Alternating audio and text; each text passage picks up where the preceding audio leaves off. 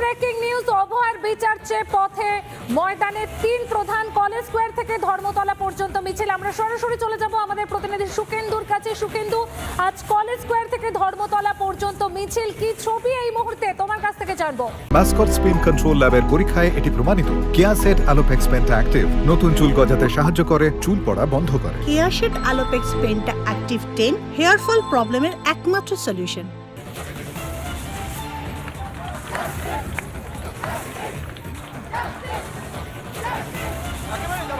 এই মুহূর্তে যে ছবি দেখতে পাওয়া যাচ্ছে যে কলেজ স্কোয়ার থেকে মিছিল শুরু হয়েছে এবং অভয়ার সুবিচারের দাবিতেই কিন্তু মানুষ পথে নেমেছেন এবং শুধুমাত্র সাধারণ নাগরিকের পাশাপাশি 3 প্রধানের যারা সমর্থক রয়েছেন তারাও নেমেছেন। এই মুহূর্তে তুমি সেই ছবি দেখতে পাচ্ছ, ভিডিও জার্নালিস্ট সঞ্জয় দেখাচ্ছে, দেখো হাতে প্ল্যাকার্ড এবং যে প্ল্যাকার্ডে লেখা রয়েছে যে আরজিকর হাসপাতালে কর্মরত চিকিৎসকের ধর্ষণ এবং খুনের দোষীদের চিহ্নিতকরণ এবং শাস্তির দাবিতে তারা একেবারে তাদের একটাই দাবি যে তারা সুবিচার চায়, অর্থাৎ উই ওয়ান্ট জাস্টিস। সেই স্লোগানই কিন্তু শোনা যাচ্ছে, সেই বার্তায় কিন্তু বারবার দেখছে।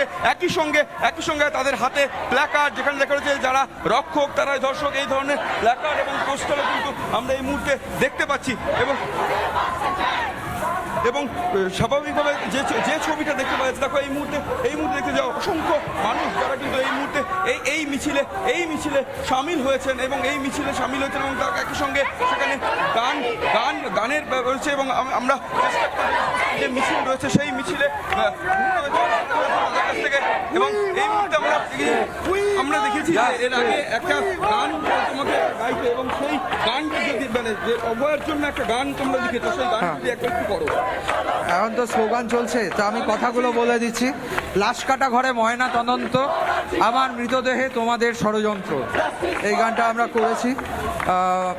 তো এই যে ঘটনা যেটার জন্য আজকে আমাদের রাস্তায় নামা, আজকে 20টা দিন পেরিয়ে গেছে এবং 20টা দিনে আমাদের কাছে পুরো বিষয়টা স্বচ্ছ নয়।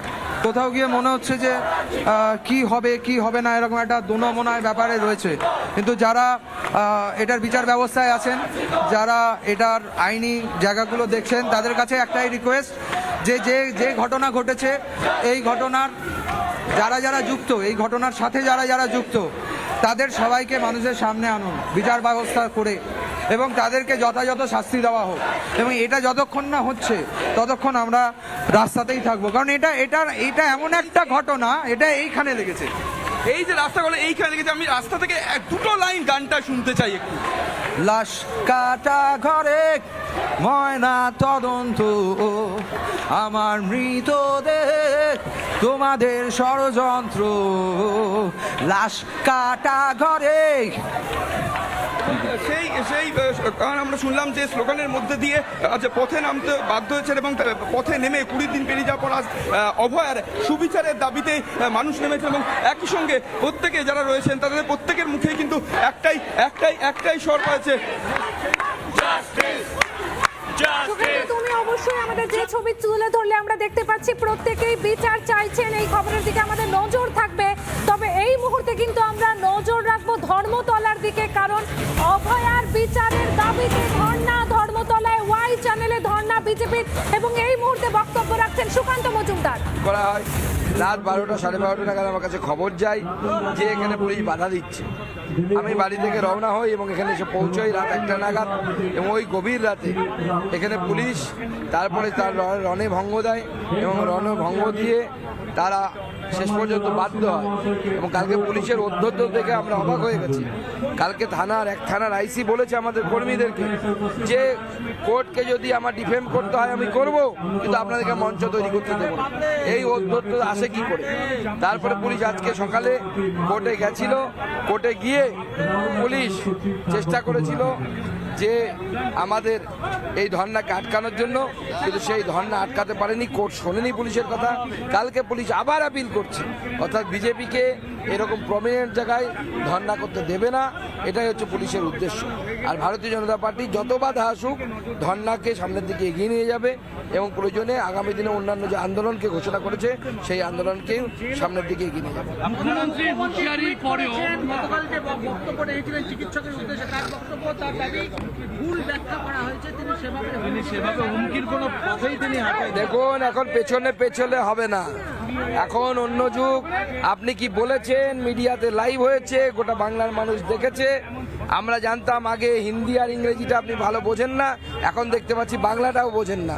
বাংলাদেশ পরিষ্কার, আপনি কালকে প্রধানমন্ত্রী থেকে শুরু করে ডাক্তার থেকে শুরু করে প্রত্যেককে ধমকি দিয়েছেন, বাংলার মানুষকে ধমকেছেন, চমকেছেন। বাংলার মানুষ এটা সহ্য করবে না। আপনার জমিদারি অনেক হয়েছে, এই জমিদারি এবার বন্ধ করুন। হুঁশিয়ারির যে ঘটনা আপনি একটু আগে উল্লেখ করেছেন রাজভবনের সামনে, যে অভিযোগ উঠে আসছে, যেহেতু দক্ষিণ দিনাজপুর, আপনি যাওয়ার বিষয়ে কিছু ভাবছেন বা পরিবারের সাথে কথা হয়েছে? আমাদের পার্টির লোকেরা সেখানে যোগাযোগ রাখছে। আমি যেহেতু এখানে আছি এবং এই ধর্না চলছে, সেই জন্য আমাকে চিন্তা ভাবনা করে আমি সিদ্ধান্ত নেব ওখানে যাবো কিনা। তৃণমূলের এক বুথ সভাপতি, সে একটি আদিবাসী মেয়েকে ধর্ষণ করেছে এবং এই ধরনের ঘটনা গোটা রাজ্য জুড়ে ঘটছে এবং একের পর এক ঘটছে। কিন্তু ধর্ষণের মেলা লাগিয়ে দিয়েছে মাননীয় মুখ্যমন্ত্রী, এটা অত্যন্ত চিন্তার। আমরা সেই জন্য বারবার বলছি, এটা কোনো একটি ধর্ষণের ঘটনা নয়, একটি বিচ্ছিন্ন ধর্ষণ এবং খুনের ঘটনা নয়, এটি law and orderless, total failure of law and order. সেই জন্যই মাননীয় মুখ্যমন্ত্রীকে পদত্যাগ করার দাবি আমরা জানাচ্ছি। আপনারা যখন এরকম কর্মসূচি নিয়েছেন, তৃণমূল কংগ্রেসও আগামীকাল থেকে টানা এই ধরনের কর্মসূচি তারা নিচ্ছে। কলেজে কলেজে ছাত্ররা ফাঁসির দাবিতে আন্দোলনে যেতে বলেছে, মহিলাদের কর্মসূচি এবং দলের সর্বোচ্চ স্তরের নেতৃত্বকে থাকতে বলা হয়েছে। মাননীয় মুখ্যমন্ত্রী চেষ্টা করছেন উধর পিণ্ডি বুধর গাড়ে দেওয়ার জন্য, অন্যের ঘাড়ে চাপিয়ে দিয়ে বাঁচার চেষ্টা করছেন। কিন্তু মাননীয় মুখ্যমন্ত্রীর কাছ থেকে আমরা যে প্রশ্নগুলো করেছিলাম, আমরা তার উত্তর পাইনি। সুপ্রিম কোর্ট যে প্রশ্নগুলো করেছিল তারও উত্তর পাইনি। আমরা বারবার বলছি, কামদুনি কাণ্ড তো আপনাদের কাছে তদন্ত ছিল, কেন কারো ফাঁসি হলো না? এত ফাঁসি ফাঁসি ফাঁসি করছেন, তো সবার আগে কামদুনি কাণ্ডে যারা ছিল দোষী তাদেরকে ফাঁসি দিয়ে দেখান। এই যে কলেজের গেটে গেটে ধর্না বা ব্লকে ব্লকে ধর্না, তৃণমূলের তরফে একদম আপনি যেভাবে শ্যামবাজারে পরপর একদম ক্যালেন্ডার দিয়েছিলেন যে আমরা এই তৃণমূল কার্যত ক্যালেন্ডার কর্মসূচি, বিজেপির কর্মসূচিকে দেখে নকল করে তৃণমূল এখন কর্মসূচি সাজাচ্ছে। আমরা আগে ঘোষণা করেছি যে আমরা ব্লকে ব্লকে ধর্না দেবো, 4 তারিখে ব্লকে ব্লকে আমাদের কর্মীরা ধর্না দেবে। সেটাকেই নকল করে তৃণমূল এখন ওই ধরনের প্রোগ্রাম করার চেষ্টা করছে। কিন্তু বাংলার মানুষ তৃণমূলের এই হাতে পা দেবে না। বাংলার মানুষ এই তৃণমূলকে চিনে গেছে, হারে হারে চিনে গেছে। মুখ্যমন্ত্রী বলছিলেন না আমাকে তোমরা চেনো না, বাংলার মানুষ এই মুখ্যমন্ত্রীকে হারে হারে চেনে, ঠারে ঠারে চেনে। ডাক্তাররা জানিয়েছেন যে হাজার হুমকির পরও তারা আন্দোলন চালিয়ে যাবেন। তারা আন্দোলন চালিয়ে যায়, তারা পলিটিক্যাল আন্দোলন করছে, তাদের আন্দোলন তাদের মতো চলবে, আমাদের আন্দোলন আমাদের মতো। বন্ধ হয়ে নাট্য অনুদান ফিরিয়ে দেওয়া হলো। মালদায় আমরা এর আগে পুজো অনুদান দেখেছি, মালদার একটি নাট্য গোষ্ঠী তারা বললো নাট্য অনুদান 50,000 টাকা বাৎসরিক ফিরিয়ে দিলেন, কোনো নাট্যমেলায় তারা আসবেন না, জানিয়ে দিলেন। এই যে সাংস্কৃতিক পরিসরে আরো একবার ধাক্কার মুখে। দেখুন, রাজ্য সরকার এই অনুদান ফিরিয়ে সেই নাট্যদল যে সোজা মেরুদণ্ডের পরিচয় দিয়েছে, সেজন্য তাদেরকে ধন্যবাদ জানাই এবং সাধুবাদ জানাই। মেয়েরা রাত দখলের আন্দোলনে যারা নেতৃত্ব দিয়েছিল, রিমঝিম সিনহা, তিনি বলছেন এটা তৃণমূল আর বিজেপি মূল মুভমেন্টকে ঘুরিয়ে বাইনারি পলিটিক্স করছে। দেখুন, প্রথম কথা হচ্ছে যে রাত্রিবেলা যে রাত দখল, এই অভিযান যারা করেছিল তারা বাম মামার মনোভাবাপন্ন কিছু লোক ছিল তার মধ্যে। এই